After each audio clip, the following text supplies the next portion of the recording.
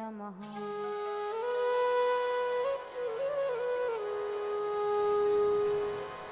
यस्या कदापि वसनाञ्चल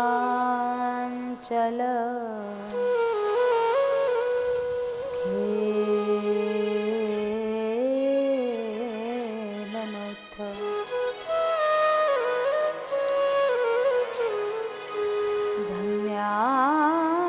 धन्यातिधन्य पवनेन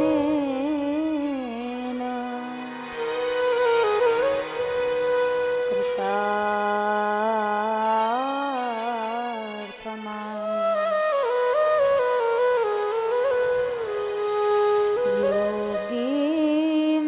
योगीन्द्रदुर्गमगति मधुसूदनोऽपि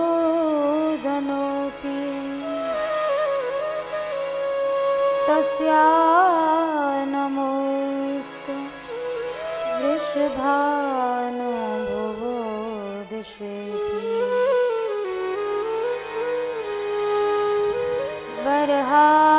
वरहापीडं नटवरवपुः कर्णयो कर्णिकारं बिभ्रदवासः कनककपिशं वैजयन्तीं च मालाम् रन्ध्रान् वेणुअधरसुधया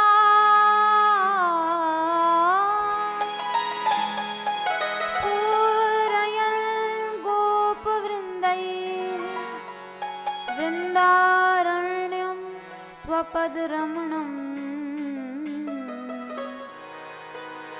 प्राविशद गीतकीर्तिः। यं प्रव्रजन्तमनुपेतमपेतकृत्यं द्वैपायनो विरहकातराजुहाव पुत्रेति तन्मयतया तर्वोऽभिनेदुः तं सर्वभूतहृदयं मुनिमानतोऽस्मि। तं सर्वभूतहृदयं मुनिमानतोऽस्मि। बोले श्रीमद्भागवत महापुराण की जय। श्री वेदव्यास जी महाराज की जय।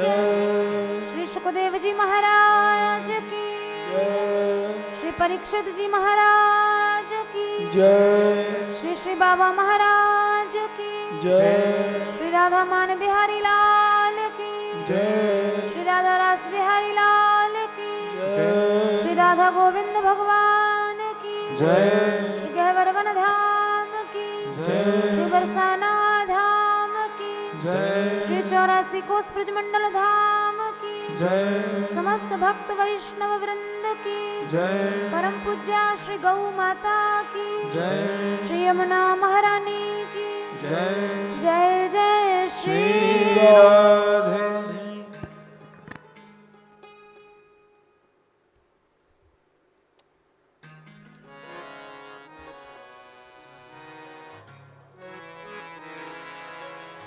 थोड़ी देर नाम संकीर्तन करेंगे हम सभी लोग मिलकर। जय जय राधे कृष्णा गोविंदे गोपाल राधे माधवा। जय जय राधे कृष्णा गोविंदे गोपाल राधे माधवा। जय जय राधे कृष्णा गोविंदे गोपाल राधे माधवा। जय जय राधे कृष्णा गोविंदे गोपाल राधे माधवा।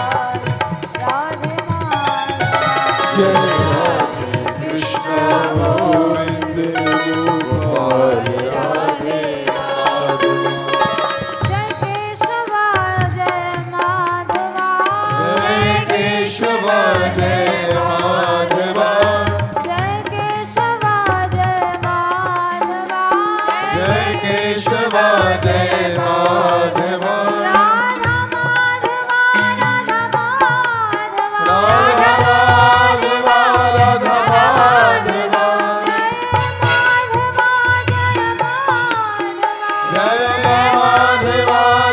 माधवा राधा जय माधवा माधवा राधा माधवा राधा माधवा राधा माधवा जय राधे कृष्णा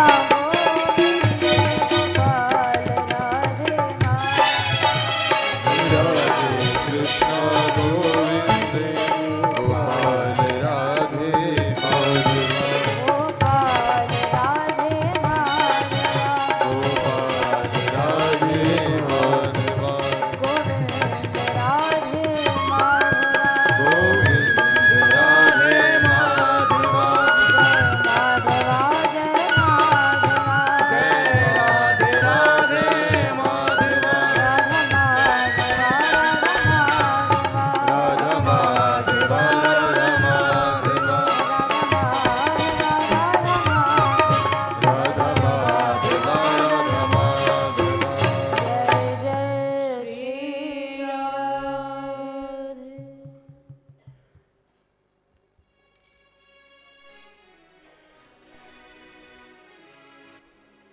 श्री राधा गोविंद भगवान के परम अनुग्रह से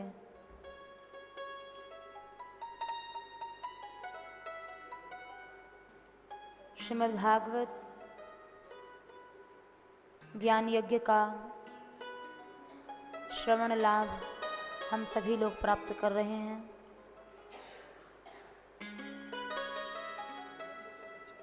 स्वयं श्री भगवान ने श्रीमद् गीता जी में कहा है, श्रेयान द्रव्यमयाद यज्ञाज ज्ञान यज्ञ परंतप। यज्ञ बहुत प्रकार के हैं, द्रव्य यज्ञ, तपो यज्ञ, लेकिन सबसे श्रेष्ठ ज्ञान यज्ञ को कहा। ज्ञान यज्ञ के अतिरिक्त जितने भी यज्ञ हैं, ये सब करने में क्लेशकारी भी हैं, कठिनता से होते भी हैं, और जो लाभ ज्ञान यज्ञ से प्राप्त होगा वह अन्य यज्ञों से संभव नहीं है।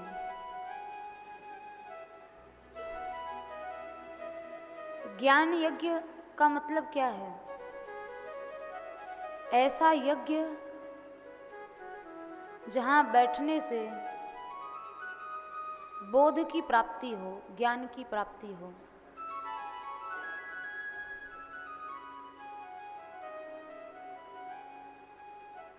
बिनु सत्संग विवेक न होई, राम कृपा बिनु सुलभ न सोई।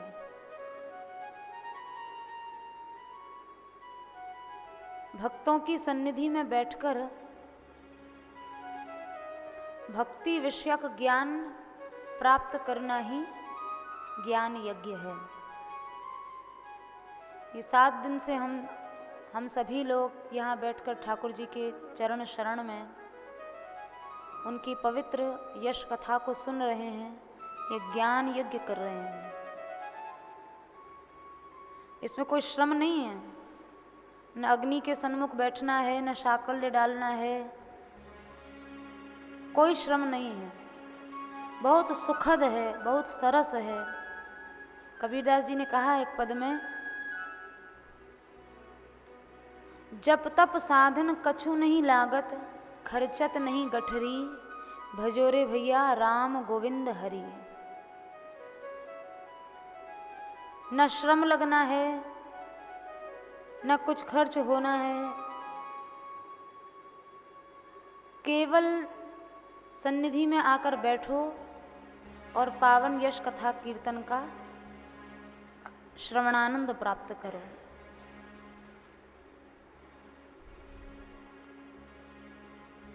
आज कथा का विश्राम दिवस है, इसलिए सूक्ष्म रूप से हम शेष सभी प्रसंगों का श्रवण करेंगे। कल रुक्मिणी विवाह महोत्सव तक कथा का श्रवण किया था।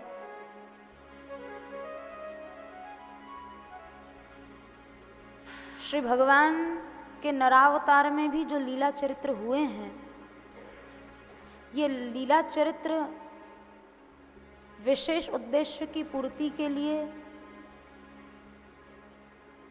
और लोक शिक्षा के लिए, संसार को शिक्षा देने के लिए ये सभी लीला चरित्र हुए हैं। गृहस्थ धर्म में प्रवेश करने के बाद भी 16,108 रानियों से विवाह करने के बाद भी भगवान ने इतना सुंदर वैराग्य धर्म का आदर्श स्थापित किया।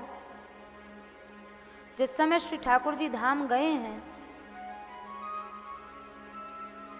तो अपने सामने ही सब यदुवंशियों को समाप्त करा के, पूरे यदुवंश का नाश करा के भगवान धाम में गए। ऐसा वैराग्य किसके अंदर होगा?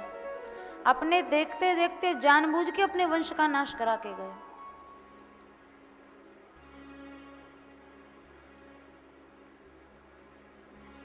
तो भगवान के जितने लीला चरित्र हैं वे लोक शिक्षा के लिए, लोक कल्याण के लिए, लोकादर्श स्थापित करने के लिए ही हुए हैं। सुखदेव जी महाराज वर्णन किए हैं एक चरित्र, राजा नृग का चरित्र। एक बार श्री ठाकुर जी के पुत्र सांब कुछ यदुवंश के बालकों के साथ खेलते खेलते जंगल में एक कुएं के निकट पहुंचे। प्यास लगी हुई थी, कुएं में झांका तो वहां एक पर्वत जैसे आकार का बहुत विशाल एक गिरगिट जीव पड़ा था। बालकों के लिए तो बड़ा कौतूहल, उसे बार बार निकालने का प्रयास करने लगे, नहीं निकला। प्रभु का स्मरण किया, श्री ठाकुर जी पधारे हैं, अपने बाएं हाथ के स्पर्श से जैसे ही बाहर निकालने लगे तो प्रभु का स्पर्श पाते ही गिरगिट योनि से छूट के एक देव पुरुष के रूप में वो प्रकट हो गया। अब देखो, भगवान सर्वांतर्यामी है, सर्वज्ञ है, सब जानते हैं, फिर भी लोक शिक्षा के लिए, लोक कल्याण के लिए भगवान अज्ञ बन गए, जैसे कुछ नहीं जानते हैं। और भगवान ने उनसे पूछा, भैया तुम कौन हो, तुम्हारा क्या परिचय है? तब उसने अपना परिचय दिया, नृगो नाम नरेंद्रो हम इक्ष्वाकु तनय प्रभो। हे प्रभो, मेरा नाम नृग है, मैं सूर्यवंशी महाराज इक्ष्वाकु का बेटा हूँ। एक भक्तापराध के कारण मुझे गिरगिट योनि भोगनी पड़ी है। यद्यपि मैंने इतना दान किया है, दानिश्वाक्षायम आयेषु यदि ते कर्णमस्पृशम, यदि आपने सुना हो तो पृथ्वी के धूल कणों को चाहे कोई गिन ले, आकाश के तारों को गिन ले, वर्षा की बूंदों को गिन ले, पर मैंने जितनी गायों का दान किया उन्हें कोई गिन नहीं सकता। अगणित गौदान किया। तो भगवान ने आश्चर्य व्यक्त किया, अरे भैया, असंख्य गौदान करने के बाद भी तुम ये तामसी योनि के कष्ट भोग रहे हो? बोले, भगवान एक वैष्णव का अपराध मेरे से हो गया। हम लोग साधन तो बहुत करते हैं, पर ध्यान रखें, जब तक अपराध से हम नहीं बचेंगे तब तक सब साधन निष्फल चला जाएगा। सबसे प्रचंड अपराध वैष्णवों का अपराध कहा गया है, भक्तों का अपराध है। 6 प्रकार का भक्तापराध होता है। हंति निंदति वै द्वेष्टि वैष्णवान् नाभिनंदति, क्रुध्यते याति नो हर्षम दर्शने पतनानि षट। किसी वैष्णव को मारना, वैष्णव की निंदा करना, वैष्णव से द्वेष करना। कोई वैष्णव आए हैं, उठकर उनका हमने अभिनंदन नहीं किया, वैष्णवों पर क्रोध करना और वैष्णवों के आने से मन प्रसन्न न होना, भक्तापराध है, वैष्णव अपराध है। और ध्यान रखने योग्य बात यह है कि भगवान अपना अपराध सह सकते हैं, पर वैष्णव अपराध भगवान कभी क्षमा नहीं कर सकते। शरीर से दूर, वाणी से दूर, यदि मन में भी किसी वैष्णव के प्रति दुर्भाव आ गया तो वैष्णव अपराध लग जाएगा। मन में भी दुर्भाव आ गया।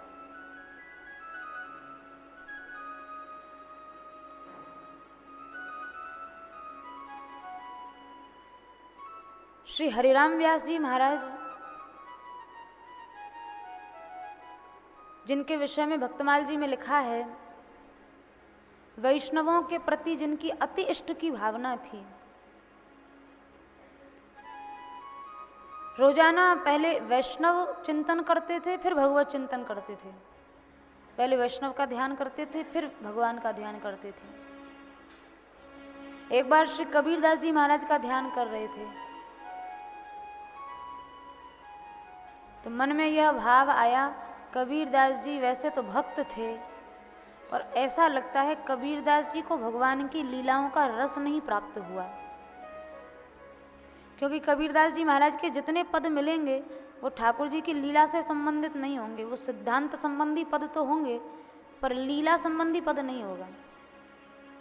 तो बोले देखो, कबीरदास जी ने कोई भगवत लीला का कोई पद गाया नहीं, इनकी वाणी में कोई रस है नहीं, भक्त थे पर रस से तो वंचित रह गए। बस इतनी सी भाव कबीरदास जी के प्रति मन में आया था। उसका दुष्परिणाम यह हुआ कि जिन महापुरुष को उस स्थिति पर पहुंचने के बाद जहां आंख बंद करते ही प्रिया प्रियतम के नित्य लीला में प्रवेश मिल जाता है, इतना सा दुर्भाव कबीरदास जी के प्रति आया और उसके बाद भगवान का ध्यान करने बैठे तो ध्यान में भगवान आए ही नहीं। मन बड़ा व्याकुल हुआ। अपने गुरु श्री हित हरिवंश महाप्रभु जी के निकट गए और उनसे प्रार्थना की, भगवान आज कोई अपराध ऐसा लगता है हमारे द्वारा हो गया है। नेत्र बंद करते ही श्री लाल ललना की लीलाओं का दर्शन होता था, आज बहुत प्रयास करने पर भी कोई चिंतन मनन हो नहीं पा रहा है। श्री हित हरिवंश महाप्रभु जी ने कहा, व्यास जी ऐसा लगता है आपको किसी वैष्णव का अपराध लग गया है। तो बोले हमने तो किसी वैष्णव से अभी मिले जुले भी नहीं हैं। बोले मिलने जुलने की बात नहीं है, यदि मन में भी वैष्णव के प्रति दुर्भाव आ गया तो वैष्णव अपराध हो जाएगा। तब व्यास जी को स्मरण हुआ कि जागृत में साक्षात तो मैंने कोई अपराध नहीं किया, लेकिन मन से कबीरदास जी के प्रति ऐसी भावना मेरे चित्त में जरूर आई थी। तब गुरुदेव अब क्या किया जाए? बोले जाओ, जिन वैष्णव का अपराध किया उनसे क्षमा मांगो। पर उस समय कबीरदास जी महाराज धरातल पर थे ही नहीं। 300 साल पहले ही कबीरदास जी धाम गमन कर चुके थे।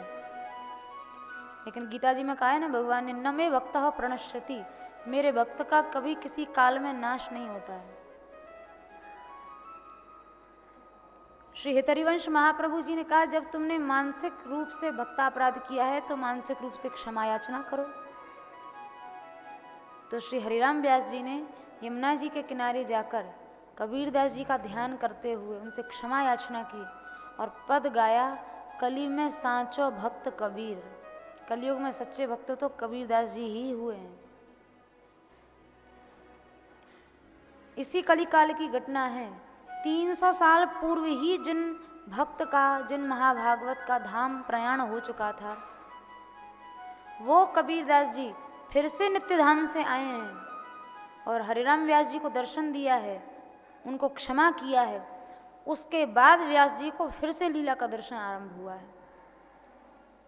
साधारण स्थितियों की बात नहीं है, कोई इतनी उच्च स्थिति पर भी पहुंच जाएगा जहाँ उसे भगवत लीलाओं का दर्शन हो रहा है, चिंतन हो रहा है, साक्षात भगवान आकर केली लीला कर रहे हैं। उस स्थिति पर पहुँचने के बाद भी यदि भक्ति धर्म में कोई बाधक बनेगा तो वैष्णव अपराध ही बनेगा। आरुह्य कृच्छ्रेण परम पदम ततः, कोई परम पद पर क्यों ना पहुंच जाए, लेकिन पतंती वहां से भी गिर पड़ेगा। और गिरे कि नहीं गिरे, जय विजय हिरणाक्ष हिरण्यकश्यपु बन गए, असुर योनि को प्राप्त हो गए सनकादिक मुनि का अपराध करने से।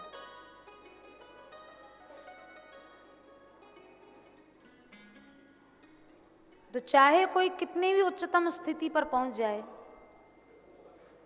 शरीर से ही नहीं, वाणी से ही नहीं, यदि मन में भी दुर्भाव किसी भक्त वैष्णव के प्रति आ गया तो वह सब साधन को धूल में मिला देगा। इसलिए भक्तमाल जी में कहा है, सेवा सुमिरन सावधान चरण राघव चित लाए। ठीक है, सेवा कर रहे हो, पूजा कर रहे हो, भगवान नाम जप रहे हो, 3 लाख नाम जप रहे हो, चाहे 6 लाख नाम जप रहे हो, चाहे ऊंचे से ऊंचा साधन कर रहे हो, पर ध्यान यह रखना, सावधान रहना, किसी वैष्णव का अपराध भूल चूक में भी न होने पाए। क्योंकि सुन सुरेश रघुनाथ सुभाऊ, निज अपराध रिसाही न काहू, जे अपराध भक्त कर करही, राम रोष पावक ते जरही। ये राम जी का स्वभाव है, वे अपना अपराध सह लेंगे पर निज जनों का अपराध नहीं सह सकते हैं।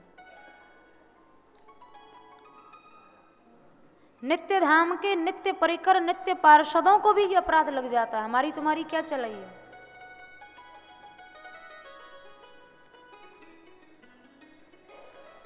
एक बार श्री प्रिया प्रियतम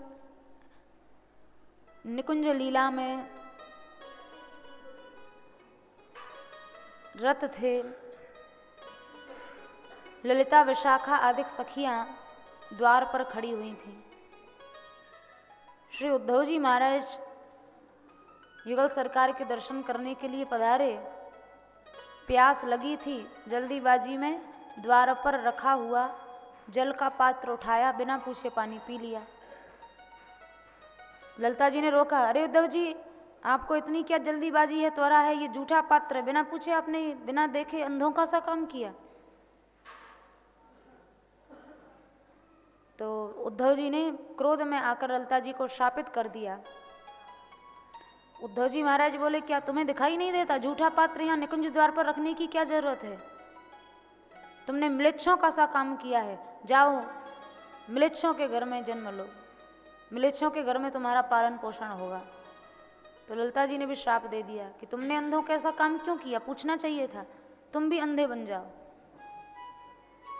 तो नित्य धाम में नित्य पार्षदों को भी अपराध लग जाता है। तो वही उद्धव जी सूरदास जी के रूप में आए, और वही ललिता जी जिनका अकबर के घर में एक कन्या के रूप में आई हैं, और जोधाबाई ने उनका पालन पोषण किया है, म्लेच्छ के घर में उनका पालन पोषण हुआ। तो साधन की उच्चतम स्थिति ही नहीं, नित्य सत्य पार्षद भी यदि कोई बन गया है तो भी अपराध से सावधान रहना है। भगवत प्राप्ति के बाद भी भक्तापराध छोड़ता नहीं है।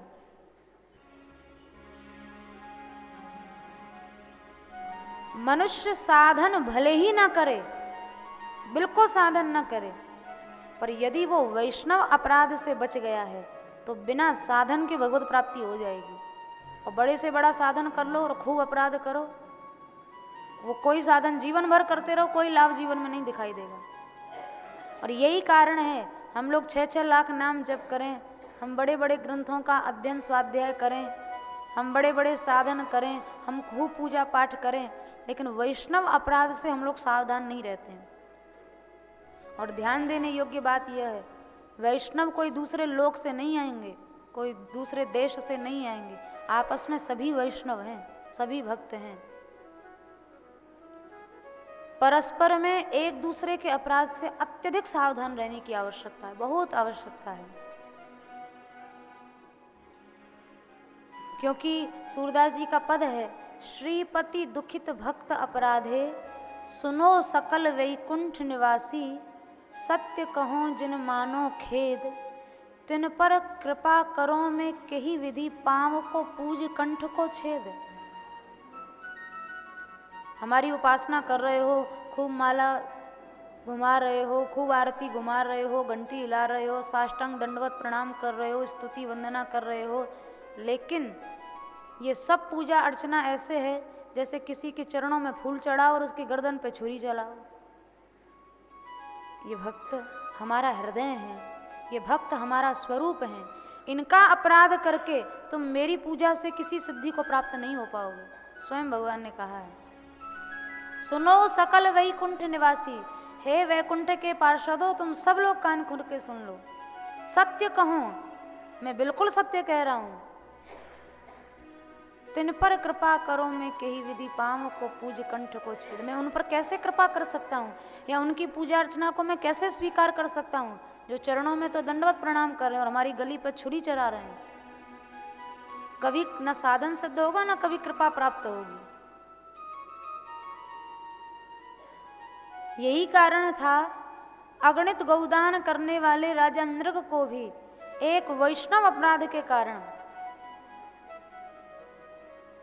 तामसी योनि में जाना पड़ा। और यहाँ स्वयं भगवान ने कहा है, घ्नंतम बहुशपंतम वा नमस्कुरुत नित्यशः विप्रम कृतागसम अपि नैव द्रुह्यत मामकाः। वैष्णवों से किसी भी परिस्थिति में द्रोह नहीं करना चाहिए। घ्नंतम बहुशपंतम वा नमस्कुरुत नित्यशः, यदि वे मार दें या श्राप दे दें तो भी नमस्कुरुत उनको नित्य नमस्कार करें, उनको प्रणाम करें। यथाहम प्रणमे विप्रान अनुकालम समाहिता। तो कहीं ऐसा तो नहीं भगवान ने केवल कह ही दिया हो, कहा नहीं है, भगवान ने स्वयं करके दिखाया है। भगवान कह रहे हैं, यथाहम, जैसे मैं भक्त ब्राह्मणों को नित्य प्रणाम करता हूँ। क्योंकि कई बार अपराध जानबूझ के हम लोग करते हैं और कई बार अपराध अनजान में भी हो जाता है, पता भी नहीं चलता। पर अपराध चाहे ज्ञात अवस्था में हो या अज्ञात अवस्था में हो, अपराध, वैष्णव अपराध इतना प्रचंड है कि जानबूझ के हो या अनजान में वो भोगना ही पड़ेगा। श्री रूप गोस्वामी जी महाराज ने किया नहीं था, अनजान में अपराध हो गया था। लीला चिंतन कर रहे थे, एक पंगु वैष्णव, लंगड़े वैष्णव जा रहे थे। रूप गोस्वामी जी लीला में श्री जी की लीला देख के हंस रहे हैं। वो वैष्णव सोच रहे हैं, देखो इतने बड़े महात्मा होके हमारे लंगड़ेपन पे हंस रहे हैं। उन वैष्णव को मन में कष्ट हुआ और उधर रूप गोस्वामी जी को लीला दर्शन बंद हो गया। जानबूझ के अपराध नहीं, पता भी नहीं है कि अपराध हो गया। दौड़कर अग्रज के पास गए। सनातन गोस्वामी जी ने कहा, किस भक्त का अपराध हो गया है यह तो तुम्हें नहीं पता। सभी भक्तों की सेवा करो। भक्तापराध भक्तों की सेवा से ही नष्ट होता है।